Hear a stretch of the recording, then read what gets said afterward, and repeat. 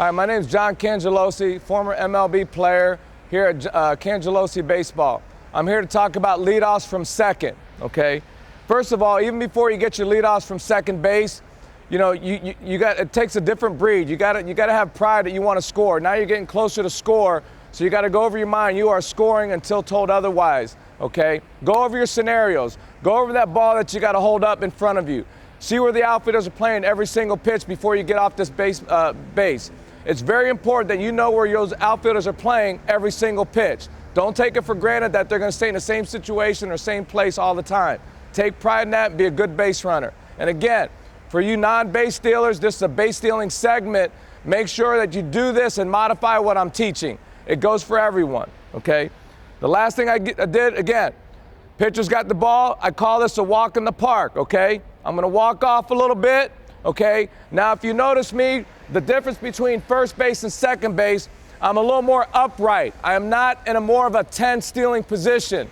I still have my walk-off move. I walk off, but I'm a little bit more upright, okay? And now, the pitcher could be right here, standing right behind me. I still get my lead early. Then when the focus isn't on me, pitcher's going towards the mound, that's when I'll shuffle twice. And again, I'm not down in a stealing mode.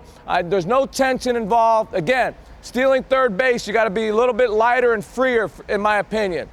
Okay? So leadoffs, there's two kind of leadoff guys. Be careful with when coaches teach you this, guys. There's called a standstill guy, which is a guy that steals third base from a standstill position. There's also guys like, you know, Ricky Henderson, Barry Larkin come to mind, Vince Coleman, those kind of guys that I played against. Those were guys that kind of moved a little bit. You know, I never could get that feet work down.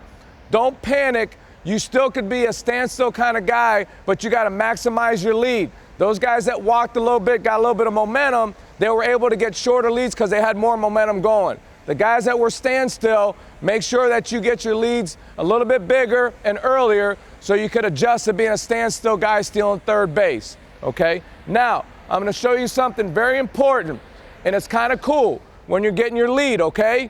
This is where the illusion comes in to where I maximize my lead and I got a bigger lead without drawing attention to my middle infielders. Getting my lead now. Here I'll go walk through the segment. Walk off, we'll walk in the park, shuffle twice. Now let's say my secondary lead, boom, okay? Catcher grabs the ball, always make eye contact with the catcher. Make sure that you tell him you're a good base runner, great base stealer, and paying attention. The more times you do that, you will allow him not to put a play on. It's very important that you let him know that you're paying attention. So with that being said, boom, I stop. Now what I'll do is I'll stop. I'll stop right here, I'll chill out. Now right here in this interim, your second baseman and your shortstop are either, there's no attention to the base runner. They're either telling their outfielders, hey, there's 2 outs, they're going over here. They're not paying attention to you. So I just made up my space right here. I don't go all the way back. Now I'm doing the same thing. Now I'll walk off, okay? Now I know once they come back and the focus is back on me, now they turn around, they come up. If they don't notice green light, if they don't notice like I got a little gap there, I got a bigger lead, if they get lazy for any pitch, I know I just established a point where I could steal from because I'm a standstill guy. I just made up my space. If they don't recognize green light and they don't shimmy me back, I know I can make third base from here. So again, I'm going to show you the improper way of doing it, or I should say the harder way of doing it. The youth kids come here, boom, and then they kind of come all the way back, okay? All the way back. Now they wait. Now the pitcher's on the mound.